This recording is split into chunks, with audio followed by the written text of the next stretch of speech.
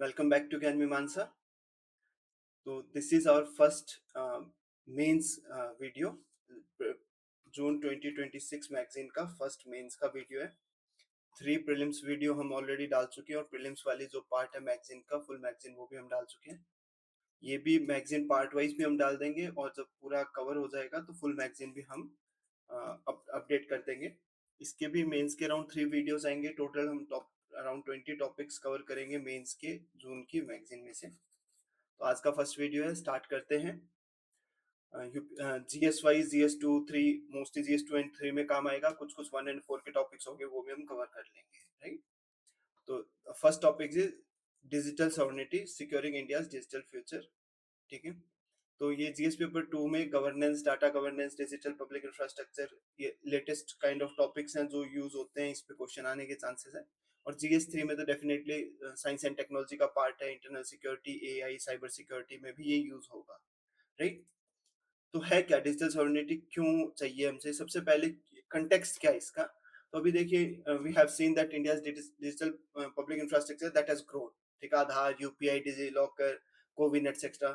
तो बहुत India has become a global digital leader. But because this sector is increasing, तो it rely on foreign controlled cloud services, AI services, semiconductor ecosystem.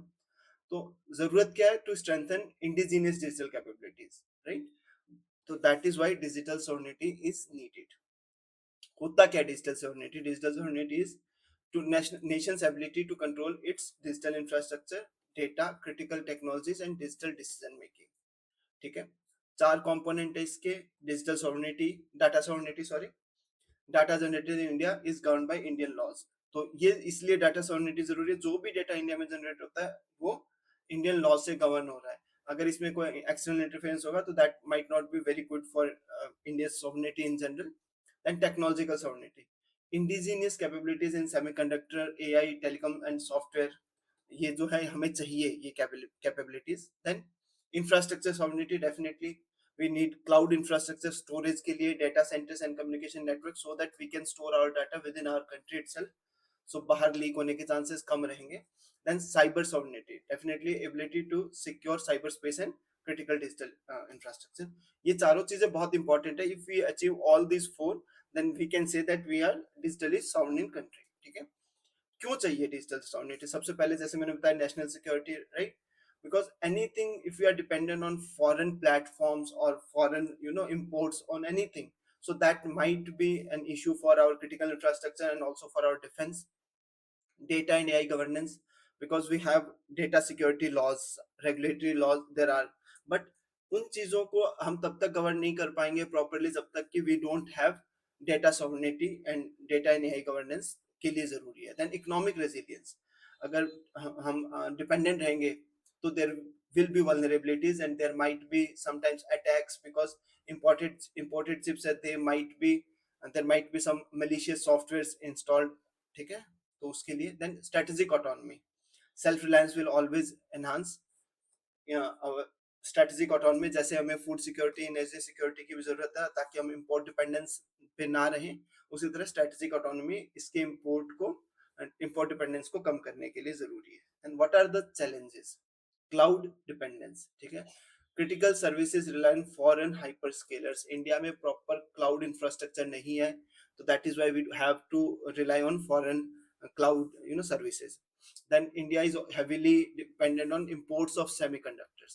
अभी भी हम बहुत अपना सेमीकंडक्टर है काफी सारा हम इंपोर्ट करते हैं, right. So electronics, telecom, defence के लिए. Then limited indigenous AI, large scale domestic AI models नहीं है. कंप्यूटेशन इंफ्रास्ट्रक्चर है वो उतना डेवलप नहीं है. Cyber security risk, definitely again foreign hardware और सॉफ्टवेयर पे हम डिपेंडेंट है, तो vulnerabilities are high. Then digital colonialism, जो बड़ी बड़ी ग्लोबल टेक्नोलॉजी फर्म्स हैं, they may try to control this digital infrastructure. They are controlling the digital infrastructure and उसकी वजह से they may try to monetize India's data. कभी कभी कभी सुना है ना, गूगल से बहुत सारा डेटा लीक हो गया, something something like that. Because data is the new oil, right. तो डेटा अगर लीक हो रहा है, data, then it can be again a challenge for India. ठीक है. गवर्नमेंट के क्या क्या इनिशिएटिव्स है for particular this digital sovereignty के लिए? इंडिया जो इंडियन सेमीकंडक्टर मिशन है, to promote domestic chip manufacturing, जो हमने ऊपर डिस्कस किया। देन इंडियाज एआई मिशन है, जो हमने बात की कि हमारे यहाँ लार्ज स्केल एआई मॉडल्स नहीं है, उनको बनाने के लिए। Then digital personal data protection act, जो हमने बात की data governance and data sovereignty के लिए। मेगराज जीआई क्लाउड, जो हमने बात की थी कि क्लाउड इंफ्रास्ट्रक्चर हमारे पास उतना नहीं है, उनको प्रमोट करने के लिए। Then open network for digital commerce, तो जो क्लोज डिजिटल प्लेटफॉर्म्स है, जो फॉरेन क्लोज डिजिटल प्लेटफॉर्म है, उनके ऊपर डिपेंडेंस को कम करने के लिए। And then digital public infrastructure, जो हमने बात की आधार वगैरह है, उनमें इंटरऑपरेटिबिलिटी वगैरह को इंप्रूव करने के लिए। These are various government initiatives.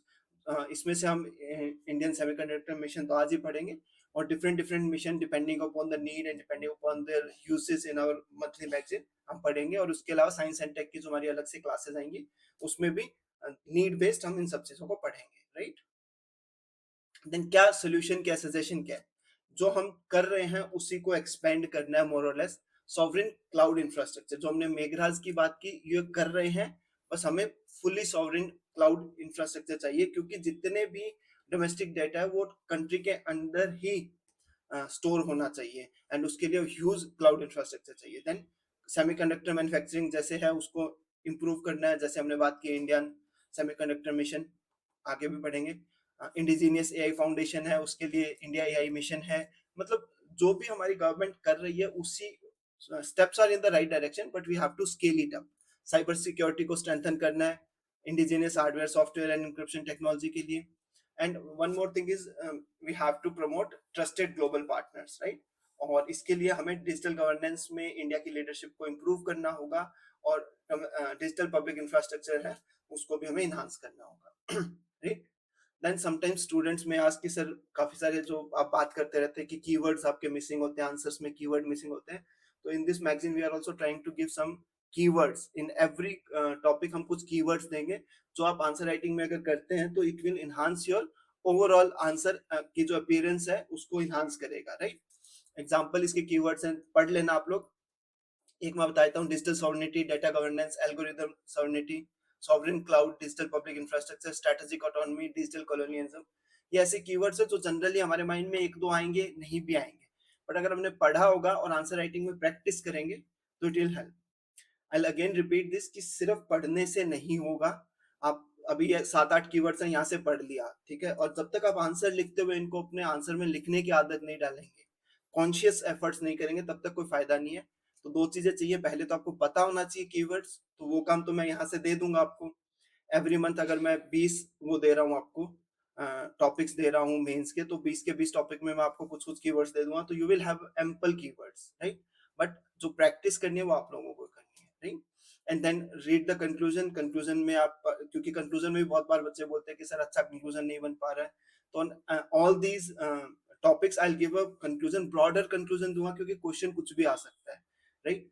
तो सिंपल कंक्लूजन नहीं है, एक ब्रॉडर कंक्लूजन है, आप depending upon the demand of question आप इसको यूज कर सकते हैं, right. Then next is India semiconductor mission. तो टुवर्ड्स टेक्नोलॉजिकल सॉवरेनिटी, जो हमने ऊपर बात की, उसके लिए हमने बताया था कि एक मिशन है इंडिया सेमीकंडक्टर मिशन, वो भी रिसेंट था मिशन, और उसका 2.0 अभी लॉन्च हुआ, तो इसकी वजह से वो न्यूज में है, राइट।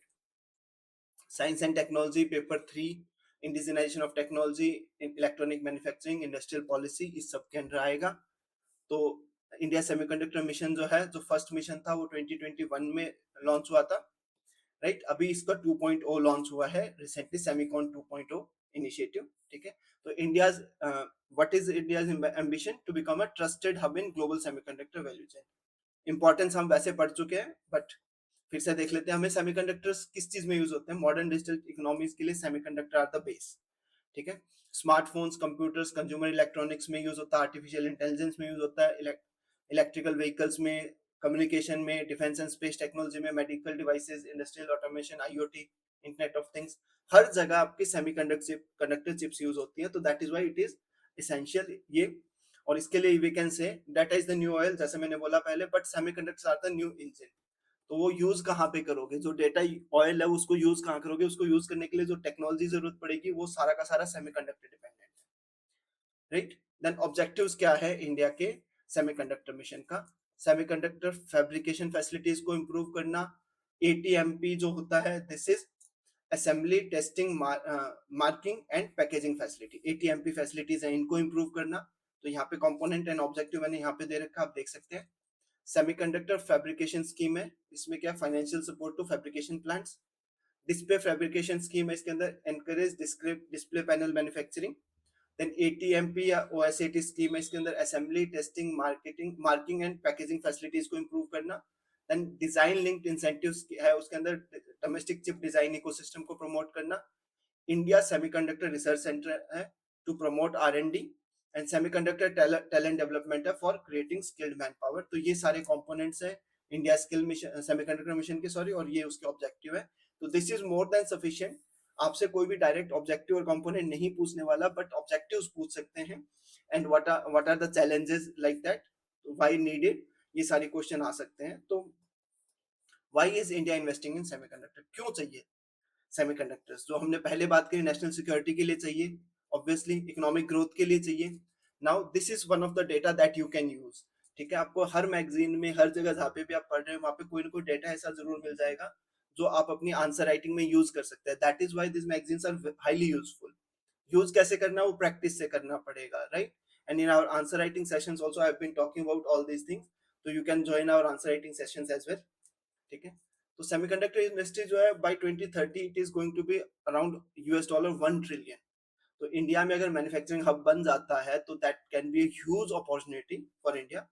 देन सबसे इंपॉर्टेंट है सप्लाई चेन डाइवर्सिफिकेशन। एक्चुअली क्या, China plus one strategy, China plus one strategy क्या है कि the big companies which are already functioning in China, yeah, having their development units and manufacturing units in China, are also looking for alternate countries. And India can be one of the best alternate. India and China की geographical proximity is one of the reason, and India has become a big hub, right? तो काफी सारी companies तो already India को China plus one के उसमें देख रहे हैं। तो प्लस वन है in this part can be India, right? जो भी इश्यू चाइना में आ रहे हैं उन सबको हम कवर कर सकते हैं, and we can be a big hub, right? So alternate manufacturing destination other than China, India can become. And for digital transformation, it is needed क्योंकि अभी AI है, डिजिटल पेमेंट्स है, इलेक्ट्रॉनिक्स टेलीकॉम है, हर चीज में जैसे मैंने बताया सेमीकंडक्टर यूज होता है, तो रिलायबल चिप, राइट? एंड इससे पहले प्रीलिम्स वाले सेक्शन में भी हमने बात की थी कि चिप्स बहुत महंगी हो रही हैं, तो go and watch that video as well, तो वहां से इसमें आप ऐड कर सकते हैं, राइट? देन फॉर आत्मनिर्भर Bharat it is needed. Then what are India's strength? In strong design ecosystem, अब आपको पता है India is hub of engineers, right? Around 20% of world semiconductor design engineers are of Indian origin, right? Throughout the world 20% बहुत ज्यादा हो जाता है, right? Then large domestic market, obviously rising demand of all these things जो हमने ऊपर बात की बहुत ज्यादा है, तो it is biggest, one of the biggest market, right? Then policy support, various policies है, जैसे ये हमने अभी बात की, इंडिया सेमीकंडक्टर मिशन है, प्रोडक्ट लिंक्ड इंसेंटिव है, then this design linked incentives है, देन इलेक्ट्रॉनिक मैन्युफैक्चरिंग इंसेंटिव्स है, नेशनल पॉलिसी ऑन इलेक्ट्रॉनिक्स है। ये बहुत सारी पॉलिसीज हैं जो गवर्नमेंट पॉलिसी सपोर्ट के थ्रू इंप्रूव करना चाह रही है इंडिया में सेमीकंडक्टर एनवायरनमेंट को। देन ट्रस्टेड डेमोक्रेटिक पार्टनर, तो इंडिया इज बीइंग, क्योंकि India is one of the largest democracy and India is always being seen worldwide as a reliable partner, ठीक है? तो इसलिए भी इंडिया की ये सारी स्ट्रेंथ है। चैलेंजेस क्या हैं?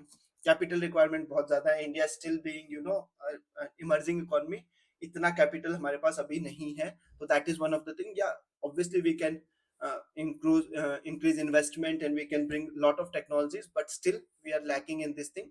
$multi-billion investment चाहिए, अभी उतना नहीं है investment. And technology gap, India lacks advanced fabrication technology, although being a lot of engineers from India design engineers है, but fabrication technology नहीं है। import dependence क्योंकि नहीं है, right? टेक्नोलॉजी नहीं है और बहुत सारी चीजें हैं, लिथोग्राफी इक्विपमेंट्स है, वेफर्स है, केमिकल्स है, वो हम इंपोर्ट करते हैं। Then skill constraint, need for expertise in fabrication, क्योंकि जो डिजाइन इंजीनियर्स है वो इंडियन ओरिजिन के हैं, तो lot of brain drain is there, right? क्योंकि इंडिया में अभी उतना इकोसिस्टम है नहीं, तो that is one of the reason. Then infrastructure requirement, reliable power, ultra pure water, clean rooms, advance logistics are essential, जो भी अभी हम लैक कर रहे हैं टू सम एक्सटेंट। बट या this mission is all towards bringing all these challenges or some of these challenges down, ठीक है? देन क्या वे फॉरवर्ड है हमारे पास? Develop complete semiconductor value chain from design to fabrication within India only, strengthen research and development, ठीक है, specialized training and semiconductor talent development, deepen partnership with trusted countries for technology and supply chain, ensure long term policy support, ease of doing business and sustained investment, ठीक है। वही सारी चीजें जो ऊपर issues में बताई है उन्हीं का सजेशन में हमने देना है, तो कोई बहुत मुश्किल नहीं होता है। Just go for certain keywords like industry academia collaboration, right, partnership with trusted countries, long term policy support, ये बहुत अच्छे कीवर्ड्स हैं, राइट। हम डायरेक्ट बोल देते हैं कि हाँ good policy support, long term policy support is a better word, ठीक है। कुछ कुछ कंट्रीज के इनिशिएटिव हमने दिए, यूएसए के कुछ इनिशिएटिव है, यूरोपियन यूनियन, यूरोप देखिए एक्ट बनाए हुए हैं, राइट, जापान है, साउथ कोरिया, चाइना, तो मेजर कंट्रीज के सबके अपने अपने इनिशिएटिव है, लाइक इंडिया का इंडिया सेमीकंडक्टर मिशन उसी तरह, ठीक है। तो you can use these as examples, right, और इन सजेशंस, ठीक है, कि क्या किया जा सकता है उसमें। Then again some mains keyword है, टेक्नोलॉजिकल सॉवरेनिटी है, स्ट्रेटेजिक ऑटोनॉमी है, ट्रस्टेड वैल्यू चेन्स है, chip diplomacy, design to manufacturing ecosystem, digital public infrastructure, critical technology, resilient supply chains, ठीक है। कंक्लूजन आप पढ़ लीजिएगा, again conclusion is a broader conclusion, you can use it anywhere, right? Now moving to India's evolving space architecture, right? So you know very मतलब बहुत initial stages से ही independence के बाद we have worked on space architecture. Now we have grown a lot, तो उसके बारे में हम बात करेंगे, ठीक है। Government led scientific initiative to now dynamic ecosystem, जिसमें government, private, startups, academia, international partnership, बहुत कुछ हो गया अभी तो इंडिया के स्पेस प्रोग्राम के अंदर, नहीं। Now what are the modern space ecosystem जो इंडिया में अभी हो रहे हैं, चार पिलर्स की अगर बात करें तो स्पेस एक्सप्लोरेशन मिशन है, जो एक्सप्लोरेशन मिशन है, Chandrayaan, Aditya L1, Gaganyaan, Venus orbiter mission. Then space economy, definitely private participation है, सैटेलाइट मैन्युफैक्चरिंग है, डाउनस्ट्रीम एप्लीकेशन, बहुत सारी चीजें हैं, उसकी वजह से we are earning from the space program, right. Then space governance, right, institutional reforms है, इन स्पेस है, NSIL है, इंडियन स्पेस पॉलिसी है, ये सारे स्पेस गवर्नेंस को इंप्रूव कर रहे हैं। Then various application, space application की अगर बात करें तो बहुत सारी नई application, agriculture, not new in general but broaden broadening of various application, agriculture है, disaster, navigation, communication, climate governance, हर चीज में आज के टाइम पे स्पेस में एप्लीकेशन है, right. Then what is the institutional architecture right now? Key institution obviously ISRO, research, advanced mission and strategic space technology के लिए। Then in space, this is a single window regulator promoting and authorising private space activities, जो 2020 से India में हमने allow की है, India government of India ने। Then new space India limited, NSIL, this is a commercial arm of for technology transfer and commercialisation. मतलब हम जो भी स्पेस एक्सप्लोरेशन उससे पहले करते आए थे, उनका कोई हमें मॉनिटरी बेनिफिट नहीं हो रहा था, डेफिनेटली रिसर्च हो रही थी, हमारे अपने एप्लीकेशंस में यूज हो रहा था। Now this is an commercial arm, ये क्या कर रही है, फॉरेन कंट्रीज के लिए, प्राइवेट प्लेयर्स के लिए सैटेलाइट लॉन्च कर रही है and they are earning money. Then there is a department of space, overall policy formulation and coordination के लिए डायरेक्टली PMO के अंडर आता है, right. Then private space startups है, सैटेलाइट मैन्युफैक्चरिंग, लॉन्च व्हीकल्स वगैरह में। Even FDI is also being allowed in space, वो भी हम पढ़ेंगे कितना कितना है, राइट। तो प्राइवेट इकोसिस्टम कैसा है 2020 में, मैंने जैसे बताया स्पेस सेक्टर रिफॉर्म्स के बाद जो इन स्पेस था उसके अंडर प्राइवेट प्लेयर्स को अलाउ किया, ठीक है। तो 400 प्लस स्पेस टेक स्टार्टअप्स हैं आज, पहले 2014 में सिर्फ एक था। 71 ISRO technologies transfer to industries, बहुत सारी टेक्नोलॉजी ट्रांसफर हो रही है। देन इंडियन स्पेस पॉलिसी जो है 2023, इसने लिबरलाइज किए कुछ FDI नॉर्म्स को, ठीक है। FDI नॉर्म्स क्या है? 100% FDI allowed through automatic route for components, 74% for satellite and 49% for launch vehicles. Again, कोई प्रीलिम्स में नहीं पूछ रहा कितना परसेंट है, बट मेंस में यू कैन टेल कि कितना हम FDI को लिबरलाइज कर रहे हैं in space sector, and that is important, right. Then क्या क्या ड्राइवर्स है इंडिया में स्पेस सेक्टर के? पॉलिसी रिफॉर्म्स है, जैसे इंडियन स्पेस पॉलिसी है, स्पेस सेक्टर लिबरलाइजेशन है जो प्राइवेट सेक्टर को अलाउ किया था, देन FDI है, देन PPP है। देन कमर्शियलाइजेशन, जैसे NSIL की बात की थी हमने, इसरो ने टेक्नोलॉजी ट्रांसफर की है, और ग्रोइंग प्राइवेट पार्टिसिपेशन उसकी बात की है। Then indigenous capability, PSLV, SSLV, LMV हमारे इंडिजीनियस लॉन्च व्हीकल्स हैं, नाविक हमारा इंडिजीनियस नेविगेशन सैटेलाइट है। इंडिजीनियस क्रायोजेनिक इंजन टेक्नोलॉजी जो GSLV है उसके अंडर है, that is also indigenous. Then reusable launch vehicle program, जिसके ऊपर अभी काम कर रहे हैं, देन वेरियस एप्लीकेशन जो एक्सपेंड कर रहे हैं, उसकी वजह से भी जो हमारा स्पेस प्रोग्राम है वो ड्राइव हो रहा है to the upward direction, upward trajectory. ठीक है। मेजर अचीवमेंट, चंद्रयान 3 सबको पता है, first soft landing near moon है। आदित्य L1 इंडिया का फर्स्ट सोलर ऑर्बिट ऑब्जर्वेटरी है। Gaganyaan first human space flight mission है जो अभी अंडर प्रिपरेशन है। भारतीय अंतरिक्ष स्टेशन जो स्पेस स्टेशन है वो बाय 2035 हो जाएगा। Then Venus orbiter mission and Chandrayaan 5 LUPEX. LUPEX जो है ये जैक्सा के साथ है, जो जापानीज स्पेस एजेंसी है उसके साथ है, राइट।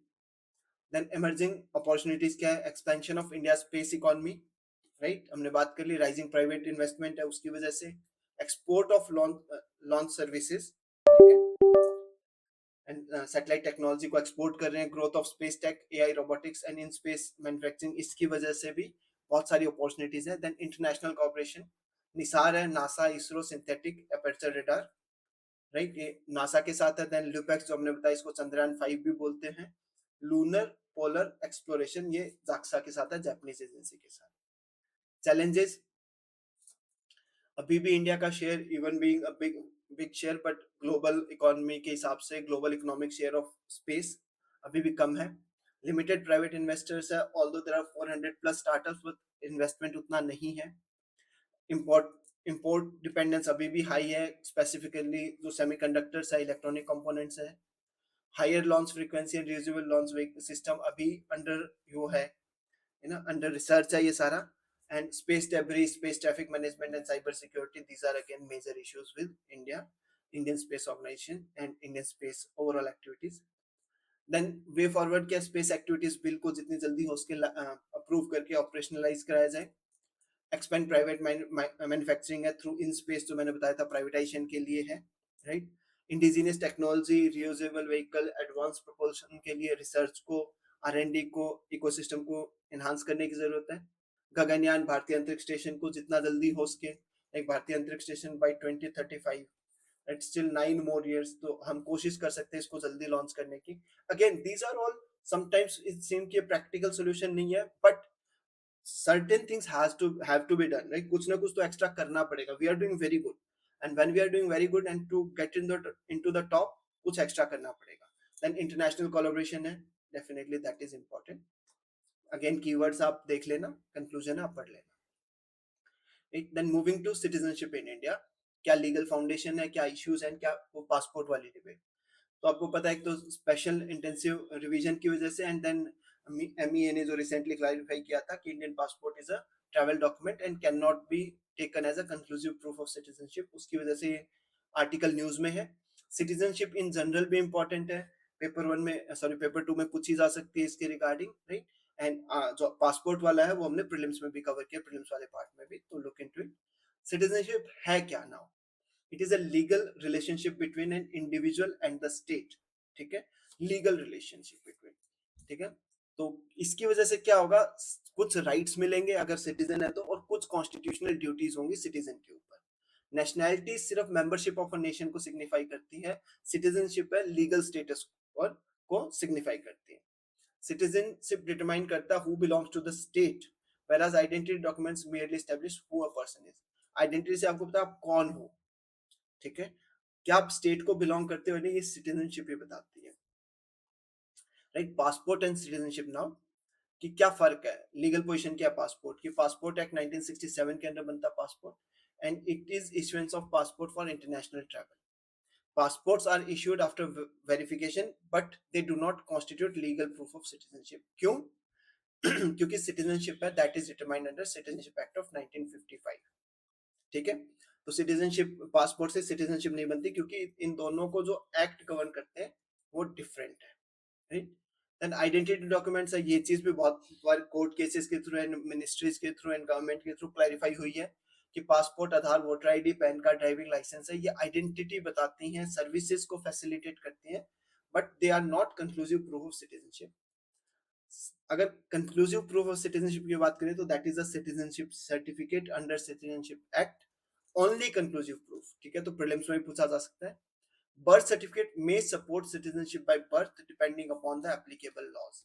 क्या laws are there regarding the citizenship by birth उस टाइम पे उसके बेस पे birth certificate may be a support may be a citizenship document but not conclusive.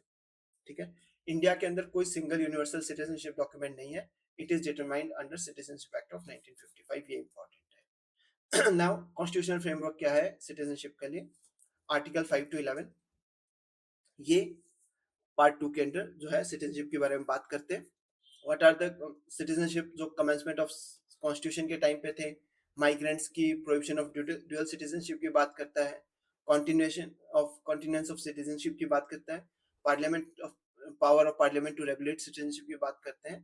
Right now citizenship act 1955 parliament ने पास किया। 5 तरह से citizenship है जो एक्वायर की जा सकती है, by birth, bye decent, bye registration, bye naturalisation and bye incorporation of technology.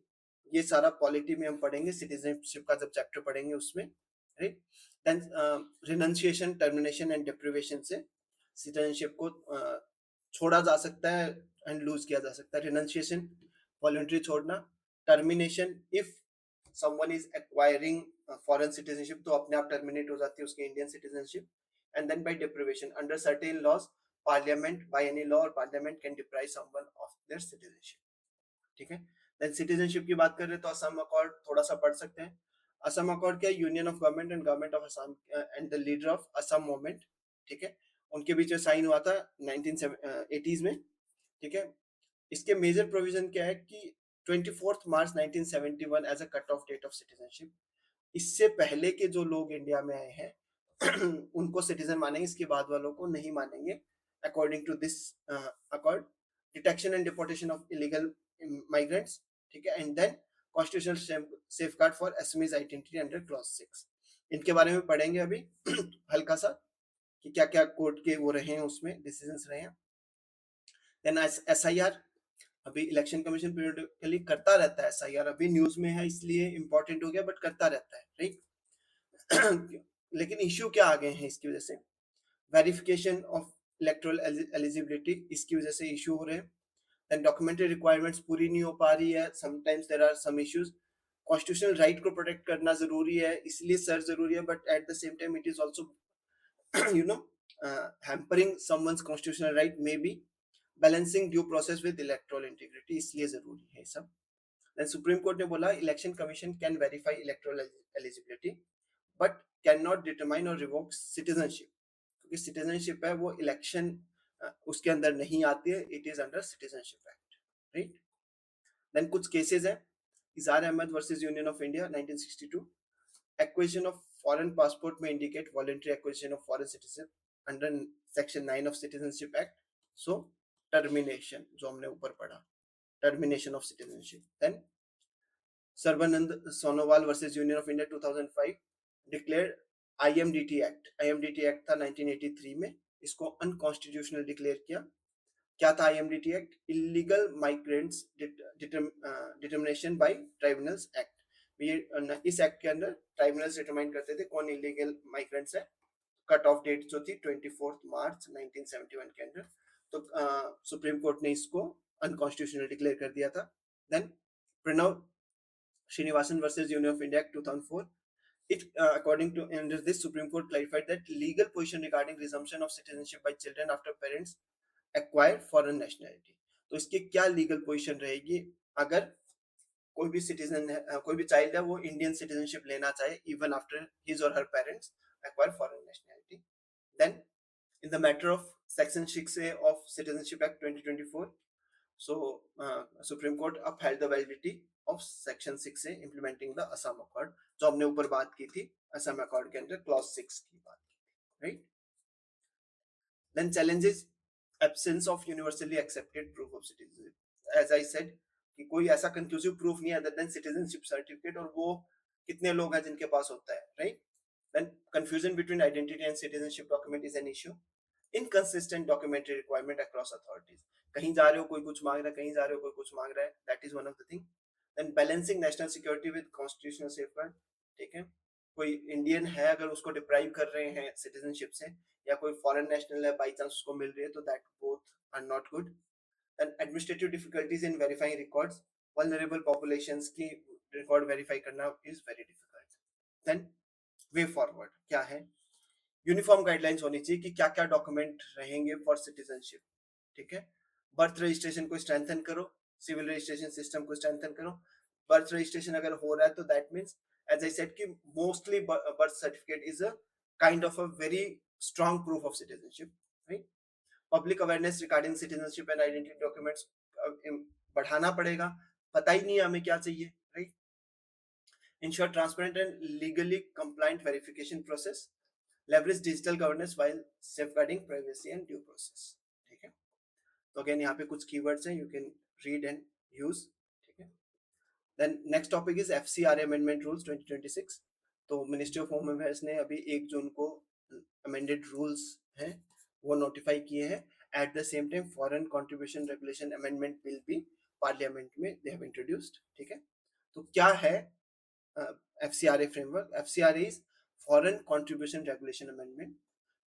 कैसे अब तक चलता है उसको देख लेते हैं। 1976 में सबसे पहले आया था इमरजेंसी के टाइम पे to regulate foreign funding.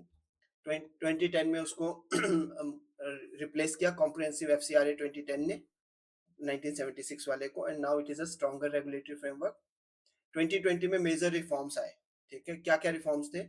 Mostly administrative expenditure को कम करना, एसबीआई के through he, various branches of SBI, कुछ कुछ ब्रांचेस ऑफ एसबीआई के थ्रू ही आप फॉरेन फंडिंग रिसीव कर सकते हैं, ये मैंडेट किया। नाउ रिसेंट अमेंडमेंट काफी सारी हैं, उनको हम पढ़ेंगे। 2026 वाले रूल्स में क्या है, क्यों चाहिए एफसीआरए? क्योंकि देखो, NGOs they can play vital role, good role in education, health care, disaster research, humanitarian activities etcetera. But अगर फंड्स को चेक नहीं करेंगे कहाँ आ रहे हैं, कहाँ यूज हो रहे हैं, तो they might impact public policy, religious conversion, internal security, social harmony, even electoral politics तक को भी वो इम्पैक्ट कर सकते हैं, राइट। तो एफसीआरए बैलेंस बनाना है, right. You can not eliminate foreign funding totally, eight the same time you can not let the foreign funding be used against the state, right. तो जेन्युइन चैरिटेबल एक्टिविटीज को facilitate करना है, preventing misuse को करना है, prevent करना है, इसलिए एफसीआरए को बैलेंस करने के लिए बनाया गया है, राइट। नाउ अभी के प्रोविजंस के हाइलाइट्स क्या है, ये भी हमने प्रीलिम्स वाले में बेसिकली पढ़ा था, इसको डिटेल में पढ़ रहे हैं अभी। एक्टिविटी स्पेसिफिक रजिस्ट्रेशन, ठीक है। तो एनजीओ को स्पेसिफिक एक्टिविटी बतानी पड़ेगी, किस एक्टिविटी के अंदर वो रजिस्टर करना चाह रहे हैं, और उसी के अंदर प्रायर परमिशन लेंगे और उसी के अंदर काम करेंगे। Geographical restriction are there, registration certificate है वो स्पेसिफाई करेगा जो फॉरेन फंडेड एक्टिविटीज है वो कौन से स्टेट या यूटीज में की जाएंगी। enhanced disclosure, mandatory disclosure of website, social media account, publication, etc. जो भी है वो, then donor details, then expanded definition of key functionaries, कौन कौन ट्रस्टी है, कौन कौन पार्टनर्स है, कौन कौन ऑफिस बेयरर्स है, इनकी डेफिनेशन को एक्सपेंड किया है, राइट, एंड इनको मैंडेटरी डिस्क्लोजर भी किया है। Then financial compliance, NGOs must utilize at least 75% of previous grants before renewal and renewal। तो NGO जो रिन्यूअल करवाना चाहते हैं वो पहले जो ग्रांट है उसका कम से कम 75% स्पेंड करने के बाद ही उनको रिन्यूअल मिलेगा। And spend at least 10 lakh on approved activities, ठीक है। 10 लाख से कम अगर किसी का एक्सपेंडिचर होगा तो उसका रिन्यू नहीं होगा। देन एसेट वेस्टिंग रहेगा, फॉरेन फंडेड एसेट्स में vest temporary with designated authority while registration is suspended और कैंसिल, ठीक है। तो जो भी फॉरेन फंडेड एसेट्स है तो किसी डेजिग्नेटेड अथॉरिटी के अंडर उसके वो रहेंगे, ठीक है, for the time being, right. And higher penalties for violation, diversion of funds and speculative investment, इन सब पे हायर पेनल्टीज लगी, राइट। देन एक छोटा सा डायग्राम है एफसीआरए के ऊपर कि नेशनल सिक्योरिटी के लिए जरूरी है, तो क्यों चाहिए फॉरेन कंट्रीब्यूशन में, यू नो, बी मिसयूज्ड, सो उसके मिसयूज के प्रिवेंशन के लिए जरूरत है। देन ट्रांसपेरेंसी के लिए जरूरत है, देन डेवलपमेंट वर्क के लिए तो फॉरेन फंडिंग की जरूरत है, सिविल सोसाइटी, ठीक है, right. And FCRA 2010 legal framework है, अमेंडेड रूल्स है, एक्टिविटी स्पेसिफिक रजिस्ट्रेशन है, enhanced disclosure, geographic restriction, revise penalties. एक जस्ट पिक्टोग्राफिक वो है, ऐसा आप बना सकते हैं पेपर में टू इम्प्रूव योर स्कोर, ठीक है, राइट। देन अमेंडमेंट की क्या जरूरत थी या क्यों किया गया, क्या इसका रैशनल है? It strengthened transparency and financial accountability of foreign funded organization, right? Prevent diversion and misuse of foreign contributions. Ensures funds are utilized only for approved activities and location. Safeguard national security, public order and sovereignty. Improve monitoring through enhanced disclosure and digital compliance mechanism. वही सारी चीजें जो हमने ऊपर पढ़ी है वही सारा है, नथिंग न्यू। तो यही चीज होती है, अगर आपको पता है कि क्या क्या चेंजेस आए हैं तो आप आराम से लिख सकते हैं क्यों किया गया, क्या किया गया। देन जजमेंट्स है Noel Harper versus union of India, supreme court ने कॉन्स्टिट्यूशनल वैलिडिटी ऑफ एफसीआरए 2020 को अपहोल्ड किया, and that it also said that receiving foreign contribution is not a fundamental right. ठीक है, तो आर्टिकल 21 में हम हर चीज को मांग लेते हैं, तो आर्टिकल 21 में रिसीविंग फॉरेन कंट्रीब्यूशन नहीं है, या under any other fundamental right. Then reverend Stainislaus versus state of Madhya Pradesh, तो 1977 में कोर्ट ने बोल दिया था कि राइट टू प्रोपेगेट रिलीजन है वो राइट टू कन्वर्ट नहीं कर देता है बाय फोर्स, फ्रॉड और इंड्यूसमेंट। तो foreign funding for religious activities को रेगुलेट करने के लिए this is one of the landmark judgement जो आज भी होता है यूज।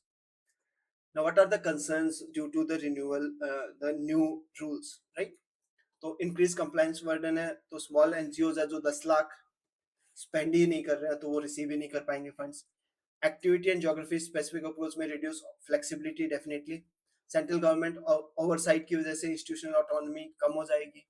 ऑटोमेटिक सस्पेंशन और कैंसिलेशन प्रोविजन में disrupt ongoing welfare projects. Tighter regulation में discourage genuine philanthropic and international collaboration. सीधी सी बात है, जितना टाइट अगर रेगुलेशंस होंगे तो कुछ लोग डर से, कुछ लोग कंप्लायंसेस के बर्डन से नहीं करेंगे। So there are certain concerns at sometimes, but again it is needed. What are the way forwards now?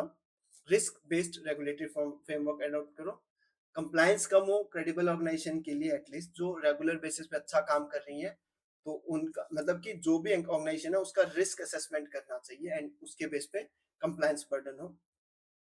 Digitise कर दो, ease of compliance would be easier, renewal and reporting भी डिजिटाइज हो जाएगी। तो time bound approval and appeal to avoid procedural delay. Define terms as public interest क्या है, national security क्या है, ताकि आर्बिट्रेरी इंटरप्रिटेशन नहीं होना चाहिए। मतलब किन किन चीजों को आप पब्लिक इंटरेस्ट में रिस्ट्रिक्ट कर रहे हो, किन किन चीजों को आप नेशनल सिक्योरिटी के अंडर रिस्ट्रिक्ट कर रहे हैं, उसको क्लियरली डिफाइंड होना चाहिए। Then dialogue between government and civil society होना चाहिए on regular basis, right. Then certain keywords and conclusion, right. Then moving to next topic, India Oman comprehensive economic partnership agreement, CEPA. India Gulf economic strategies के लिए है। Second paper 2 में bilateral relation international agreements, India India's neighbourhood and West Asia. NCS paper 3 economy international trade and external sector के लिए important topic है ये।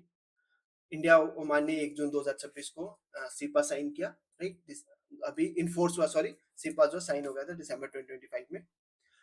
ये gulf countries में सेकंड सीपा है, first was with UAE and then first with gulf cooperation council country. तो UAE is not member of GCC, तो GCC member, first GCC member Oman जिसके साथ इंडिया ने ये सीपा साइन किया, and second country from the West Asia, right. Cepa क्या comprehensive economic partnership है, deeper form of economic integration है। तो हम देख लेते हैं पहले कि किस किस टाइप की इकोनॉमिक इंटीग्रेशन होती है। First is PTA, preferential trade agreement, trade in selected goods only. ठीक है, यहाँ पे क्या होता है, पॉजिटिव लिस्ट बनती है और उसमें बहुत थोड़े से गुड्स होते हैं और उनके अंदर ही ट्रेड फ्री होती है। Lower tariffs on selected product.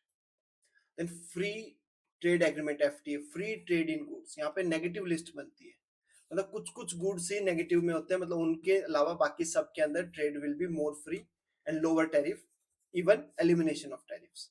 ठीक है, बहुत सारे। Then CECA, comprehensive economic cooperation agreement, broader economic cooperation है, ट्रेड इन्वेस्टमेंट सर्विसेज को कवर करता है।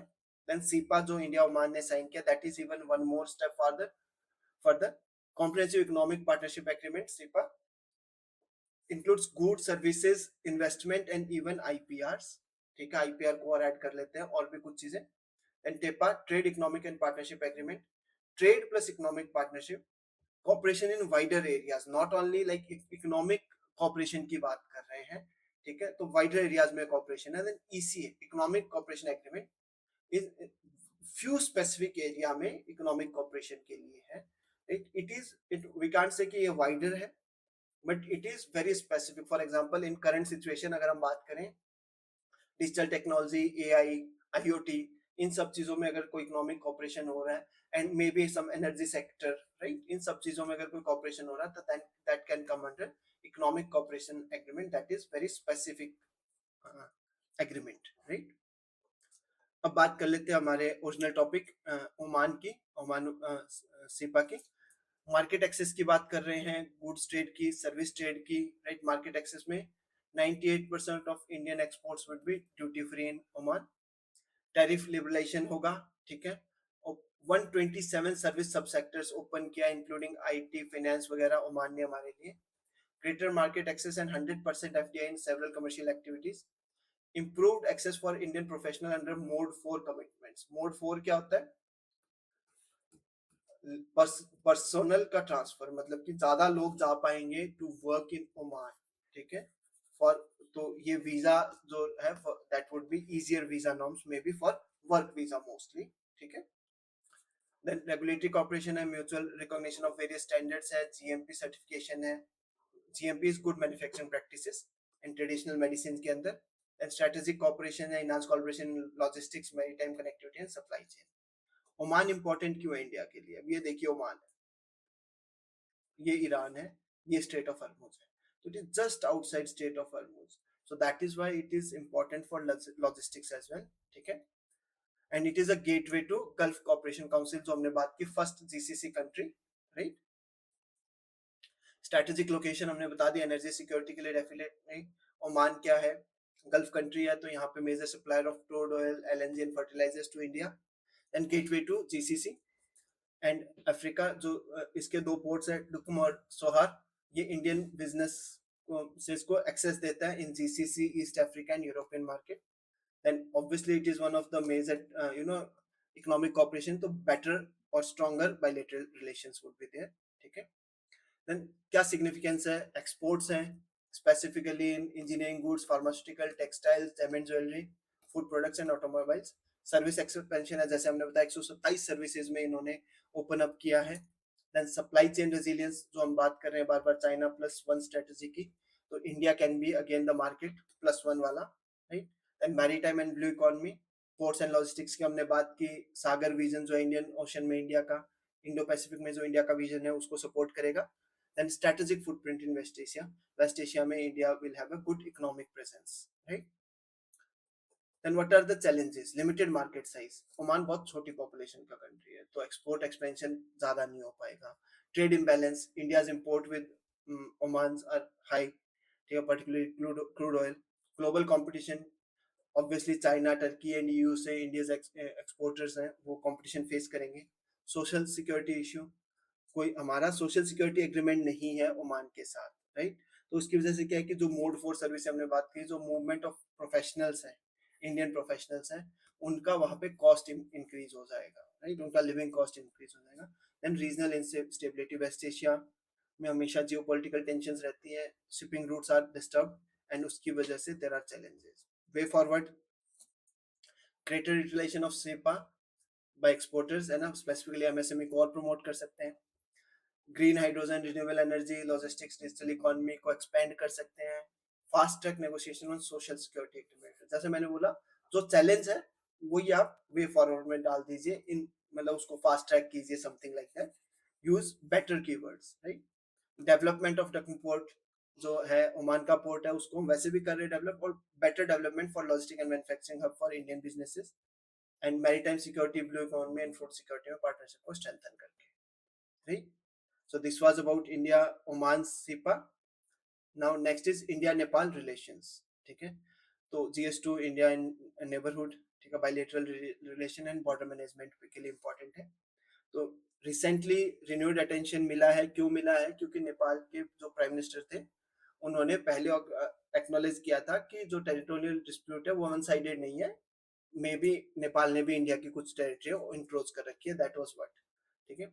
तो नए पॉलिटिकल लीडर जो आए हैं अंडर बलेंद्र शाह, ठीक है, और they are also signalling that we are open for dialogues and bilateral agreement, right. इन जो डिस्प्यूटेड एरिया कौन सा, कालापानी, लिम्पीदुरिया एंड लिपुलेक। डिस्प्यूट ये कहाँ पे है अभी दिखाएंगे आपको, right. So these are the thing, Limpiyadhura, Lipulekh and Kalapani. अब है क्या, जो वो हुआ था 1860 की ट्रीटी हुई, 1816 की ट्रीटी हुई थी, ट्रीटी ऑफ सेगोली, ठीक है। उसके अकॉर्डिंग जो काली रिवर है, उसका उसका जो सॉरी